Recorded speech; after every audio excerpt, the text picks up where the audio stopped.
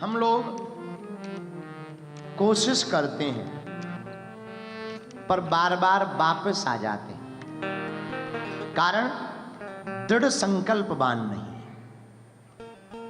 हम लोग कोशिश करते हैं पर उसको लगातार कोशिश नहीं करते, एक दो धक्का लगने पर वापस आ जाते। हमारे प्रभु श्री राम जी से सीखो। राम जी ने संकल्प लिया, निश्चरहीन करो भुज उठाए प्रति। राम जी ने संकल्प लिया, हमारा प्रण है, क्या प्रण है? पूरी पृथ्वी को निशाचरों से हीन कर देंगे। और तब तक भगवान ने अपने जीवन में विश्राम नहीं किया जब तक निशाचरों से हीन पृथ्वी नहीं हो गई। लंका भी जाना पड़ा तो गए, रावण का वध किया, मैत्री भी विभीषण से की, सुग्रीव को गले लगाया। पर रघुनाथ जी का संकल्प था इस पृथ्वी से निशाचरों से हीन करेंगे। भैया, जो रघुनाथ जी की तरह दृढ़ संकल्पवान रहता है उसे दुनिया में कुछ भी असंभव नहीं होता है। हमें दृढ़ निश्चय लेना सीखना है। दृढ़ निश्चय बहुत लोग लेते हैं, कई लोग कसम खा लेते हैं, अब आज से हम गुटखा नहीं खाएंगे या पिएंगे नहीं। समझ जाओ, आज से हम पिएंगे नहीं। 2-4 दिन तो बढ़िया रहते हैं, 5वें दिन भूल जाते हैं। एक आदमी हमें मिला, हमने कहा कि गुटखा क्यों खाते हो? बोले गुरुजी हमने तो छोड़ दिया। हमने कहा फिर भी क्यों खा रहे? बोले हमने तो छोड़ दिया पर हमारे मित्र नहीं मानते हैं, तो वो डाल देते हैं मुंह में, तो थोड़ा सा पा लेते हैं कोई। हमने कहा पर तुम नहीं डालते तो क्या हुआ? मित्र डालते तो वो तो तुम अपने मुंह में डालते हैं।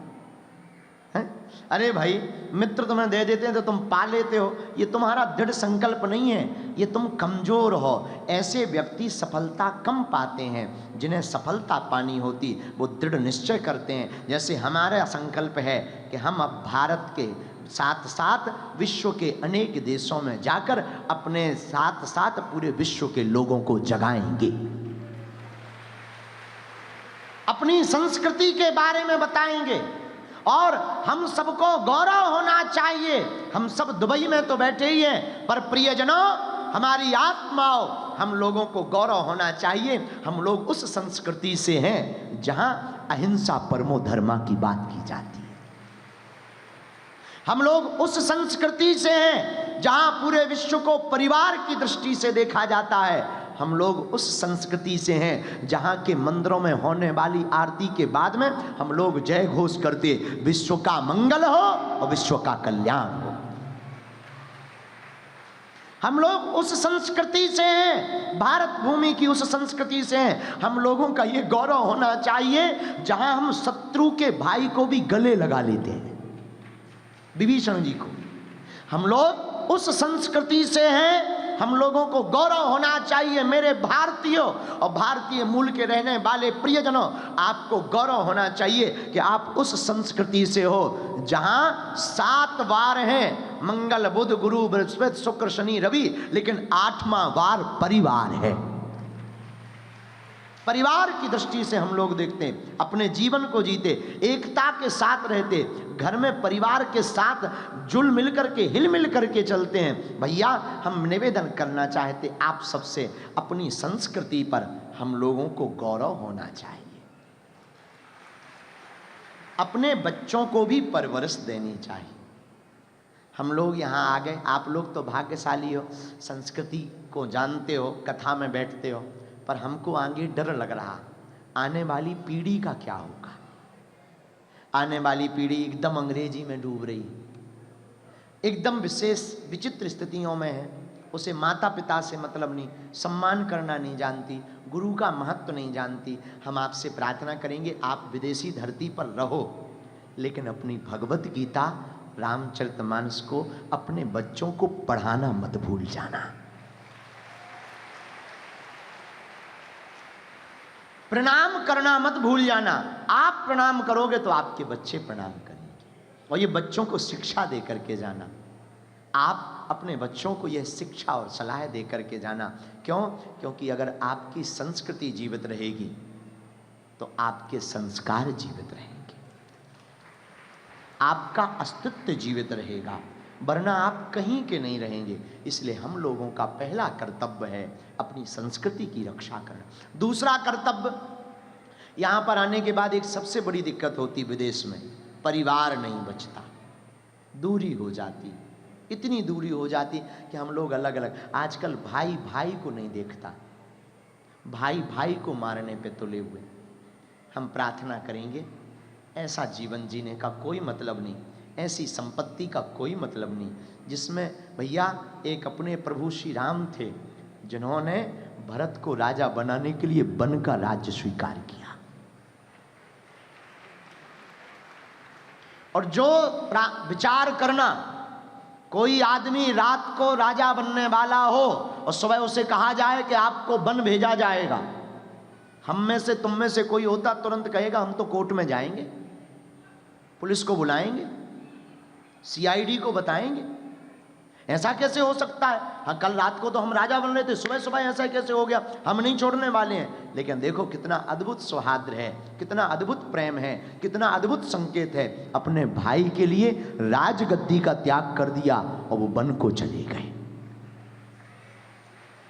और हम लोगों की तो पूछो ही मत। इसलिए दूसरी प्रार्थना है, परिवार पर खूब ध्यान दो, परिवार को साथ लेकर चलो। 2 रुपया कम कमा लेना, 2 रुपए कम कमा लेना, तुम 2 मिनट की खुशियां कम पाना, पर अपने परिवार को छोड़ करके मत जाना। परिवार को साथ लेकर चलना, परिवार आपका साथ रहेगा। बुरा ना मानना, अमीर वो नहीं है जिसके घर के बाहर रोल्स रॉयल कार खड़ी हो या बड़े बड़े बंगले हो। हमारी नजर में अमीर वो है जिसके माता पिता दरवाजे पर बैठकर मुस्कुरा रहे हो।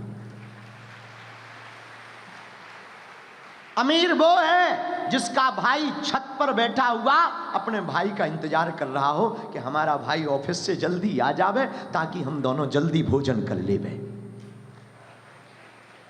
अमीर वो है जो कहे भाई ये वाला हिस्सा तू ले ले, 1% तू ज्यादा ले ले, भगवान हम अब खुद पुरुषार्थ करेंगे, हम और कमाएंगे, हम और कमाएंगे। वो अमीर है। और आजकल के भाइयों की तो विचित्र स्थिति है। एक बार की बात है, बता देते चलते हैं, फिर सामूहिक अर्जी लगाएंगे। एक गांव में 2 भाई रहते थे, एक का नाम था चंगीलाल, एक का नाम था मंगीलाल। दोनों भाई बड़े अच्छे थे। पिताजी खत्म हो गए तो पिताजी ने संपत्ति के नाम पे 2 वस्तुएं छोड़ी, एक कंबल, एक भैंस। भैंस जानते हो अंग्रेजी में क्या कहते हैं? बफेलो। अब जो भी हो अपनी अंग्रेजी लगा लेना, आप लोग तो पढ़े लिखे लोग हो, हमारी तो अंग्रेजी बहुत ऊंचे क्लास की है। हाँ, तो एक भैंस एक कंबल। अब पिताजी खत्म हो गए तो बंटवारा हुआ। अब भैंस को काट तो सकते नहीं, कंबल को फाड़ सकते नहीं, छोटा कंबल था। तो बड़े भाई ने बंटवारा किया, वो होशियार था, छोटा भाई सीधा साधा था। बोले सुनो, आगे का हिस्सा भैंस का तुम्हारा, पीछे का हमारा। छोटे भाई ने कहा ठीक है। कंबल दिया, दिन में कंबल तुम्हारा, रात को हमारा। छोटे भाई ने कहा ठीक है।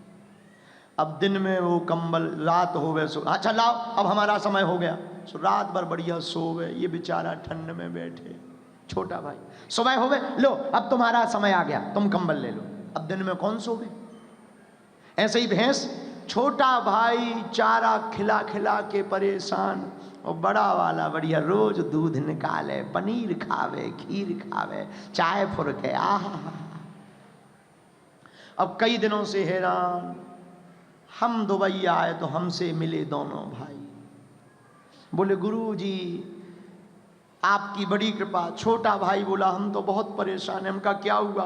गुरु जी देखो तो हमें ना सोने मिलता ना कुछ खाने मिलता, बड़ी दुर्दशा है। हमने उसे कान में एक मंत्र दिया, और देखो कान में मंत्र कितना गजब का काम किया कि वो जैसे ही घर गया तो जैसे ही बड़ा भाई भैंस को लगाने के लिए, दोहने के लिए बैठा, सोई इसने लठ उठाया, 20-25 मुंह में मारी, तो भैंस ने एक लात मारी, सो बड़े भाई का बर्तन गिराओ, थोपड़ा फूट गया, मुंह में सूजन आ गई। बड़ा भाई नाराज, ये क्या बात हुई? हम जब दोहने बैठे तब क्यों तुमने पीटा? बोले तुम्हें क्या लेना देना, आगे का हिस्सा हमारा, हम चाहे घास खिलाएं चाहे लट्ठे खिलाएं, हमारी मर्जी। Who are you? पीछे का तुम्हारा है, अब तुम चाहे दूध दो और चाहे तुम भी लट्ठ लगो। बड़ा भाई ने कहा ये तो बड़ा खतरनाक ज्ञान पा गया। धीरे से बोला बागेश्वर बाबा से तो नहीं मिला था? उसने कहा हाँ। अब रात हुई, बड़ा भाई सो गया, सुबह हुई, कंबल दिया, लो कंबल लो, तुम्हारा समय आ गया। छोटे भाई ने क्या किया, उसको पानी के बर्तन में भर दिया कंबल को, पूरे दिन डला रहा। जब शाम हुई बड़े भाई ने कहा लाओ हमारा समय हो गया, ले ले ये लो। मुंह रखो, ये क्या है? कंबल है कंबल, ये गीला क्यों है? पानी में क्यों भिगा दिया इसको? है दिन हमारा, हम चाहे भिगाएं चाहे सुखाएं चाहे उड़ाएं, कुछ भी करें, दिन हमारा है। तब बड़े भाई को समझ में आ गया, उसने क्षमा मांगी और हाथ जोड़कर बोला भैया अब ऐसा मत करना, आज से आधी रात तक हम सोएंगे, आधी रात तुम सोना, और आधा दूध हम लेंगे आधा दूध तुम लेना। ये हाल आज हर घर के भाई भाई का है, हर घर के भाइयों की यही दशा है। इसलिए पहला संकल्प आज के प्रवचन में लीजिए, अपनी संस्कृति बचाने का। क्या बचाने का? जोर से बोलो। अपनी संस्कृति। हमें यहां दुबई से सीखना है अपनी संस्कृति का। कितना अद्भुत संकल्प ये लोग अपना संयोजन करते हैं, संरक्षण करते हैं। हम लोगों को भी यह संकल्प लेना। दूसरा, परिवार पर हमें ध्यान रखना है, अपने परिवार को नहीं छोड़ना, परिवार को लेकर चलना। भले ही आपसे परिवार दूर हो, भारत में रहता हो ना, कभी विचार करना, आज तुम बड़े हो गए, विचार करना तुम्हारे माँ ने और तुम्हारे पिता ने तुम्हारे लिए कितना कष्ट उठाया। स्वयं गीले में सोई, तुम्हें सूखे में सुलाया, स्वयं रोती रही पर तुम्हें पढ़ाया बढ़ाया, तुम्हारे जीवन को धन्य किया। इसलिए भैया वो माँ वहाँ रहती है, न जाने क्या क्या विचार करती होगी, हमारी बिटिया हमारा बेटा विदेश गया है, कमाएगा खाएगा, हमारा नाम रोशन करेगा। इसलिए भैया इस धरती पर रहकर अपने माता, अपने पिता, अपने परिवारजन सबको साथ लेकर के चलना, एकता के साथ रहना, सबको अपना मान कर रहना। परदेश की भूमि में हमें सबको अपना मान कर चलना है। बड़ा बनना है तो परिवार को एक करके चलो, अपनी संस्कृति की रक्षा करके चलो। जागना है तो तीसरा सूत्र जागने के लिए, पहला सूत्र संस्कृति का संरक्षण, दूसरा सूत्र परिवार की एकता, और तीसरा सूत्र अपने परिवार में आने वाली पीढ़ियों की ठीक से परवरिश, ठीक से परवरिश करवा। बहुत सावधानी पूर्वक याद रखना, जैसी संगत होगी वैसी ही रंगत होगी। हम जैसी संगत करेंगे हमारा स्वभाव वैसा ही हो जाएगा। संगत को सावधानी पूर्वक, और भगवान को, प्रभु को, मालिक को धन्यवाद देना मत भूलना। उनको धन्यवाद दो, प्रभु को धन्यवाद दो, अपने मालिक को धन्यवाद दो, अपने आराध्य को धन्यवाद दो, अपने माता पिता को धन्यवाद दो। विचार करो, माता पिता ने अगर तुम्हें जन्म नहीं दिया होता तो क्या तुम इस पृथ्वी पर होते? माता पिता का सम्मान करो, मां से बढ़कर के दुनिया में कोई नहीं।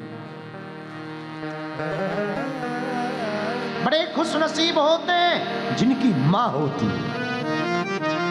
बहुत से लोग तरसते हैं मां के सुख के लिए, मां की छाया के लिए, और हम लोग स्टेटस के नाम पर, हम लोग अपनी लाइफ सेटलमेंट के नाम पर, हम लोग फ्यूचर ब्राइट के नाम पर अपने उस प्राचीन परंपरा को, अपनी उस छत्र छाया को, अपनी उस जननी को भूल जाते हैं। ये दुर्भाग्य है। कुछ लोग कहते हैं महाराज जी हमारी मजबूरी है। भैया कितनी भी मजबूरी हो, तुम 24 घंटा अपने लिए निकालते हो, 1 घंटा अपने परिवार के लिए निकालो। 8 घंटा तुम सोते हो, 1 घंटा परिवार के लिए, 1 घंटा अपनी संस्कृति के लिए जरूर निकालो। भैया जीवन में सब कुछ प्राप्त है तुम्हें और सब कुछ मिलेगा, पर टिकेगा तभी जब तुम्हारे ऊपर तुम्हारे माँ बाप का आशीर्वाद होगा। जब माँ बाप की छत्र छाया होगी तभी टिके। बुरा ना मानना, हम तो बहुत साधारण जगह से हैं, हम ज्यादा पढ़े लिखे नहीं, ना हमारी कोई उतनी योग्यता है, हम तो साधारण जगह से हैं, पर हमारी जो भी सामर्थ्यता है ना, इसमें पूरा का पूरा प्रसाद हमारे माँ बाप और हमारे गुरुदेव का। ये गुरु की कृपा है, माता पिता का आशीर्वाद है कि हम कुछ बोलने की सामर्थ्यता है। हम ज्यादा शब्दों का ज्ञान नहीं है, हमें ज्यादा हमारी बुद्धि नहीं है, हम दिमाग से खेल ही नहीं पाते क्योंकि हम सीधा सीधा खेलते। पर भैया वो खुश नसीब होते हैं जिनकी माँ होती है। अपनी मातृभूमि को मत भूलना, अपने माता पिता को मत भूलना, उनके उपकार को मत भूलना। कुछ लोग कहते हैं हम भूले तो नहीं है, पर तुम उनका उपकार चुका भी तो नहीं रहे। आप भूले नहीं हो तो आपने किया क्या?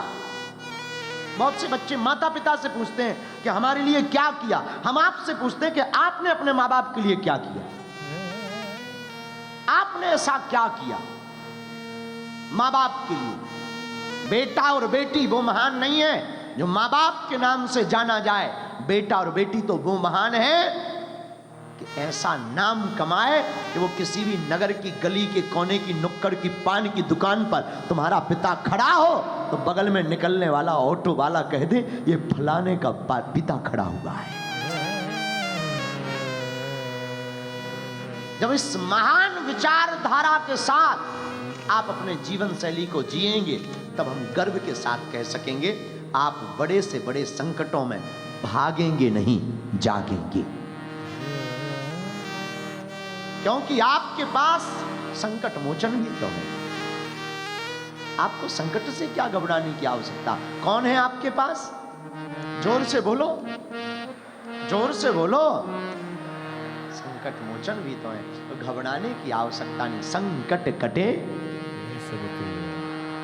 मिटे सब पीरा, संकट ते हनुमान छुड़ा, मन क्रम वचन ध्यान जो लाभ है। संकट से छुड़ाने का काम सरकार का है।